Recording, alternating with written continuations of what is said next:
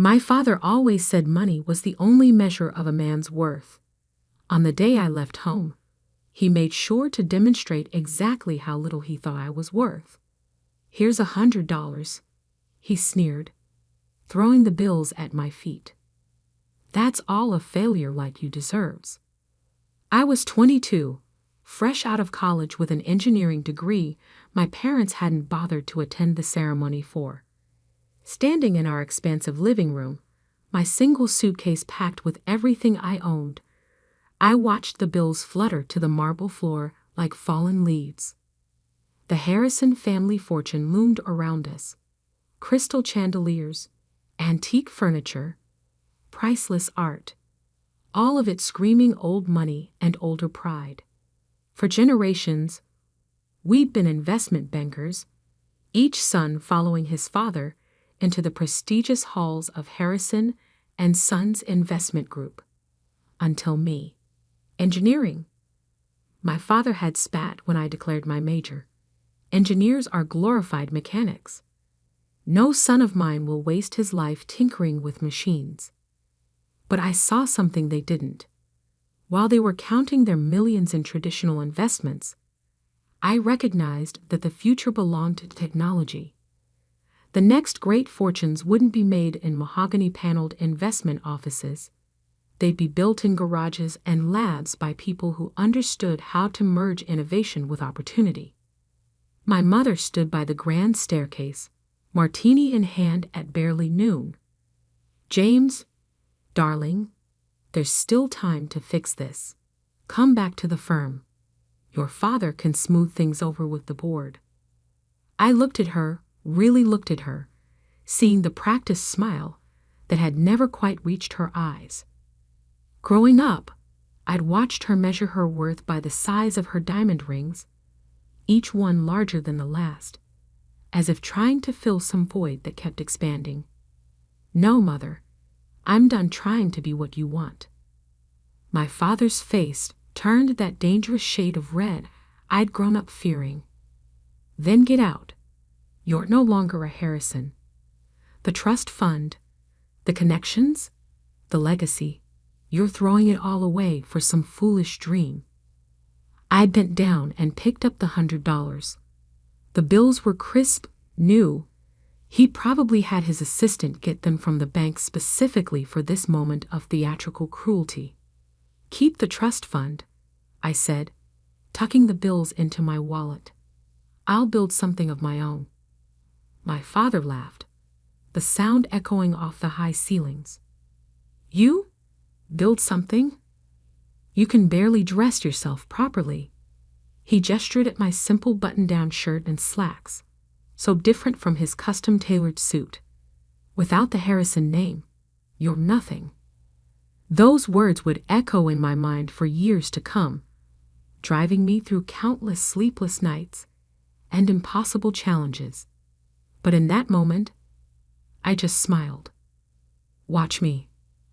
I walked out of that mansion with $100, a suitcase, and an engineering degree they thought was worthless. My childhood home's enormous iron gates closed behind me with a final, dramatic clang. Standing on the sidewalk, I realized I had no car. It was in my father's name. No place to live. The apartment near college had been paid for by the trust fund, and exactly $100 to my name. But I had something they didn't understand, a vision of the future and the skills to build it. I walked to the bus station, bought a $40 ticket to Silicon Valley, and used another $10 on a burger and fries. Sitting in that greasy diner, watching buses come and go, I opened my notebook and wrote 3 promises to myself. I would never use the Harrison name for gain. I would build something that would change the world. When I returned, it would be on my own terms. $50 left. Not enough to rent a place, barely enough to eat for a few days. But I had my laptop, my degree, and most importantly, an idea that had been forming in my mind throughout college. The world was rapidly moving toward renewable energy. But there was a critical problem no one had solved: storage. Solar and wind power were becoming cheaper, but batteries remained inefficient and expensive. I had developed a theoretical design for a new type of energy storage system, one that could revolutionize the entire industry. The problem was, building it would take millions in funding, years of research, and resources I didn't have. My professors had called the idea brilliant but impractical. My father had called it delusional. I called it my future. As my bus pulled away from the station, I watched my hometown disappear into the darkness. I'd spent 22 years trying to be the son they wanted. Now it was time to become the man I was meant to be. Little did I know that this $100 journey was the beginning of a story that would reshape the entire energy industry. In 10 years, I would build a company worth billions, revolutionize how the world stored and used energy, and return home not as the prodigal son, but as someone they never imagined I could become. But first, I had to survive Silicon Valley with $50 and a dream that wouldn't die. Silicon Valley wasn't the gleaming tech paradise I'd imagined. My first night, I slept on a bench in a park in Palo Alto, using my laptop bag as a pillow and my jacket as a blanket. By morning, my $50 had become $30 after buying a cup of coffee and a bagel at a local cafe. But that cafe changed everything. "You're going to get robbed sleeping out there," the barista said, watching me try to stretch my coffee for hours while using their Wi-Fi. Her name was Maya, and instead of kicking me out, she offered me a deal: help fix their constantly breaking espresso machine, and I could sleep in the storage room after hours. I fixed their machine in 20 minutes. The owner was so impressed, he offered me a part-time job doing maintenance work. Just like that, I had income and a place to sleep, even if that place was a room full of coffee beans and paper cups. During days, I worked at the cafe.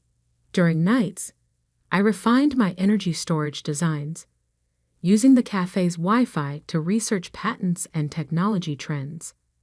Maya would sometimes bring me leftover pastries, peek at my complex diagrams, and ask questions that actually helped me clarify my thinking. "So basically, you're building a better battery?" she asked one night. "Not exactly," I explained, showing her my sketches. "Traditional batteries waste too much energy during storage and transfer. My design uses a new type of molecular structure that could store energy at almost 100% efficiency." She stared at the diagrams. "And why isn't anyone else doing this?" "Because it's theoretically impossible," I grinned. "But I think I found a way." 3 months of cafe work gave me enough savings to rent a tiny room in a shared house with 5 other tech dreamers. It wasn't much, but it had a desk where I could work. I also started freelancing as a technical consultant, helping local startups with engineering problems. That's how I met David Chen. "Your solution for our power management issue saved us months of work," he said after I'd helped his startup fix a critical hardware problem. "What else are you working on?" I hesitated, then decided to take a chance. I showed him my energy storage designs. David was silent for a long time, staring at my detailed technical specifications. Finally, he looked up. "This could change everything, but you'll need serious funding to build a prototype." I know. I didn't tell him about my family's wealth, about the trust fund I'd walked away from. "I'm working on it." David proved to be more than just another client. He introduced me to Dr. Sarah Wong, a leading researcher in molecular engineering at Stanford. She spent 6 hours grilling me about my designs, trying to find flaws in my theories. "It's ambitious," she finally said. "Maybe impossible. But if it works—" She paused. I have some connections at Berkeley's Energy Research Center. Would you be interested in using their lab facilities? Would I be interested in accessing one of the world's top research facilities? Yes, I managed to say calmly. I would. For the next year, I worked 4 jobs: cafe maintenance in the mornings, freelance consulting during the day, research at Berkeley's labs in the evenings, and refining my designs late into the night. I lived on energy drinks and determination. Then came the breakthrough. It happened at 3 a.m. in the Berkeley lab. I'd been testing different molecular configurations for weeks, trying to find the perfect structure for energy storage. When the test results came back, I checked them 3 times because I couldn't believe what I was seeing. It worked. The prototype stored energy at 98.7% efficiency, nearly perfect energy transfer, something that was supposed to be impossible. Dr. Wang verified my results herself. "This isn't just a breakthrough," she said, staring at the data. "This is revolutionary." Within a week, I had meetings with 3 major venture capital firms. David helped me prepare my pitch, and Maya came over every night to help me practice, throwing tough questions at me until my answers were perfect. The first 2 VC firms said the same thing: brilliant, but too risky. The third meeting was different. "Your technology could revolutionize renewable energy storage," said Alexandra Martinez, the lead partner at Quantum Ventures. "But why should we trust a 23-year-old unknown?" I met her eyes. "Because I've spent the last year proving impossible things are possible. Give me a chance to prove one more." They invested $5 million for a 25% stake in my company, which I named Nova Energy Systems. The name was a private joke, a new star rising from nothing. I moved the research to our own facility, hired a small team of brilliant engineers, and worked harder than ever. We faced countless technical challenges, numerous failures, and moments when it seemed everything would fall apart. But 2 years later, we did it. Our first commercial-scale energy storage system was ready for testing. When the results came in, they exceeded even our highest expectations. Our system could store and deliver energy with 99.1% efficiency, nearly 3 times better than the best existing technology. The energy industry exploded with interest. Solar and wind power suddenly became not just viable, but economically superior to fossil fuels. Every major power company wanted our technology. Nova Energy Systems went public 3 years after that first VC investment. The stock price doubled on the first day. By the end of the week, my stake in the company was worth over $100 million. I bought my first suit since leaving home, not from the expensive tailor my father used, but from a boutique that catered to tech executives. Maya, now our head of operations, helped me choose it. "Planning to show off for someone?" she asked with a knowing smile. "No," I said, adjusting the perfectly fitted jacket, "but I think it's time to pay a visit home." I hadn't spoken to my family in 5 years. Through business news and social media, I knew Harrison & Sons Investment Group was struggling. Traditional investment banking was dying, disrupted by financial technology and changing markets. They needed to adapt, to invest in new technologies. Exactly what I had tried to tell them years ago. Now they were facing their biggest crisis yet: a hostile takeover attempt by a mysterious tech-focused investment firm. What they didn't know was that the firm, Digital Horizon Capital, was a subsidiary of Nova Energy Systems, my company. I booked a flight home, my $100 million net worth a far cry from the $100 I'd left with. But I wasn't going back to reconcile or to gloat. I was going back to buy the company that had declared me worthless. Maya caught me staring at my old family photo before I left. Are you sure about this? I tucked the photo away.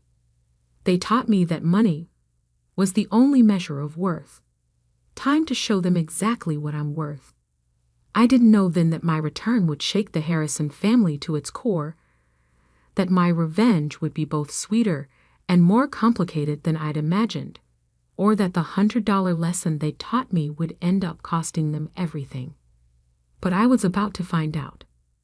The Harrison and Sons Investment Group headquarters hadn't changed. The same imposing limestone building, the same gold lettering, the same air of old money arrogance. But this time, I walked in through the front door not as the disappointing son, but as the CEO of the company trying to acquire them. Mr. Blake here to see the board, I told the receptionist, using the name I'd adopted after leaving. She directed me to the top floor, not recognizing the prodigal son returning home. The Harrison boardroom was exactly as I remembered. Dark wood paneling, oil paintings of past chairmen, the family crest carved above the fireplace.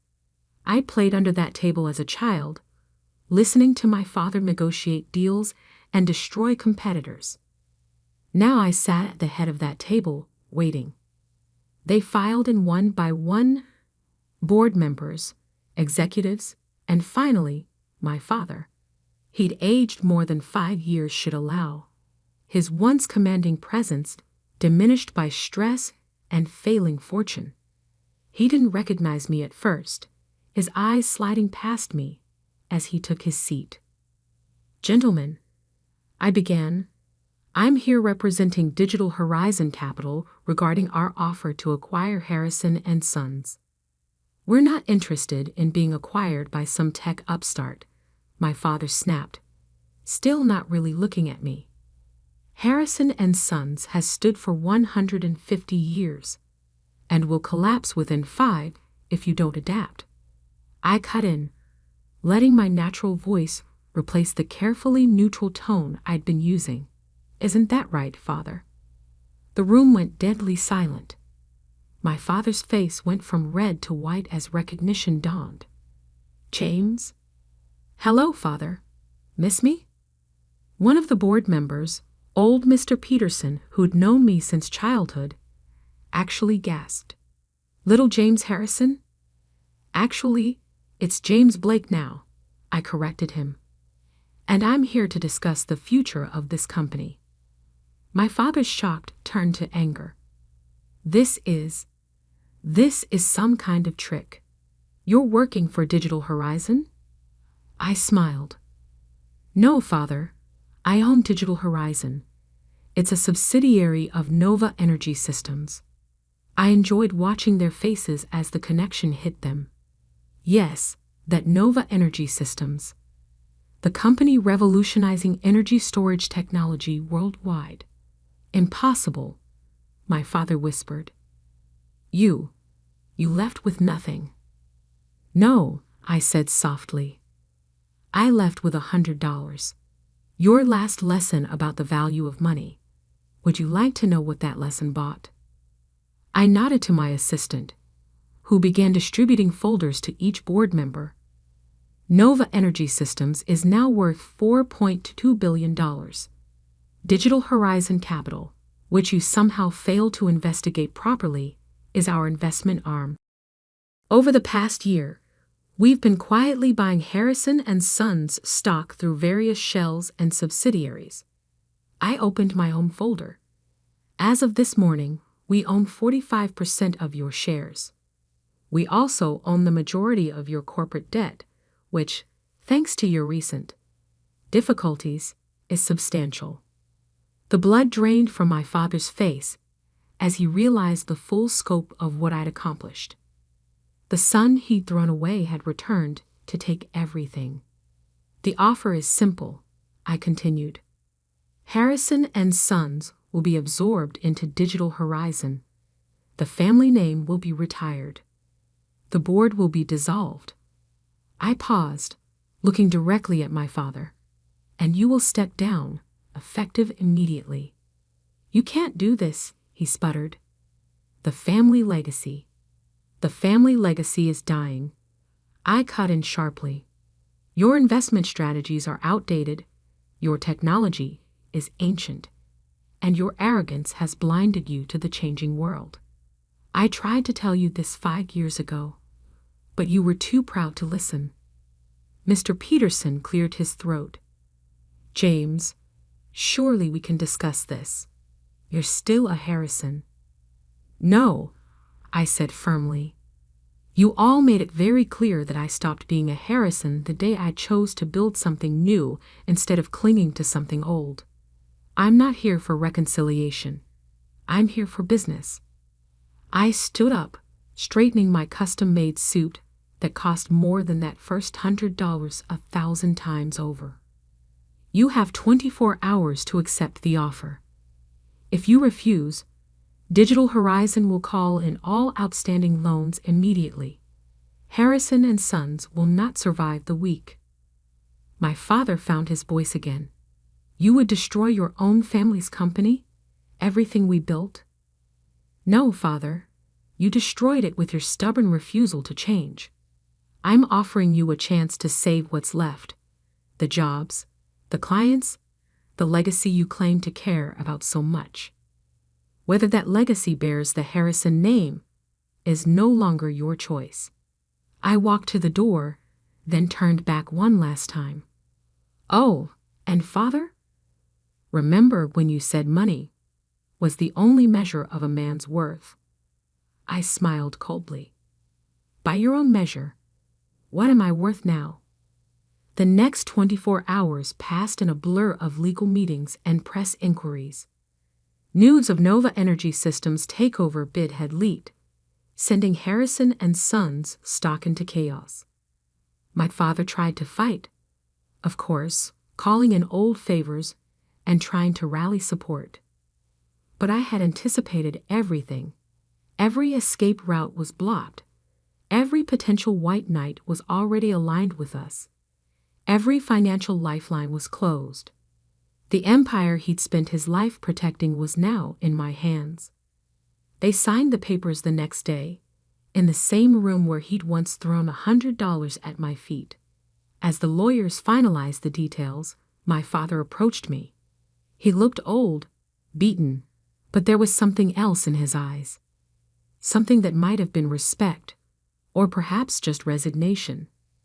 "You planned this," he said quietly. "All of it." "No, Father. You planned it the moment you decided my dreams weren't worth respecting. I just built something better than you could imagine." He nodded slowly. "And now? Will you destroy everything out of revenge?" I looked at him for a long moment. "No, I'm going to rebuild it into something that actually matters. Harrison and Sons will become part of a company that's helping to solve the world's energy crisis, not just moving money from one account to another. The fact that it's no longer yours is just poetic justice." As I turned to leave, he called out one last time, "James, that $100. I smiled. "Best investment I ever made, Father. It taught me exactly what I didn't want to become." The transition took 6 months. I restructured the company completely, modernizing its operations and redirecting its resources towards sustainable energy investments. Most of the employees kept their jobs. After all, this wasn't about punishing them for my father's sins. My father retired to our old family estate, his pride more wounded than his wallet. I'd ensured he kept enough money to live comfortably. My mother tried to reach out several times, always with hints about reconciliation, but I kept my distance. Some bridges, once burned, should stay ashes. A year later, I stood in my office at Nova Energy Systems headquarters, looking out over Silicon Valley. Maya brought in a small package that had arrived from my father. Inside was $100, the same bills he'd thrown at me 5 years ago. I'd left them on his desk after the takeover signing. With them was a note, You were worth more than I knew. I took the bills to the cafe where my journey had started. The same barista who'd once given me shelter was now a senior executive in my company, but the cafe still made the best coffee in Palo Alto. I left the $100 as a tip. Some might call it petty, using my success to take over my father's company. But I didn't do it for revenge.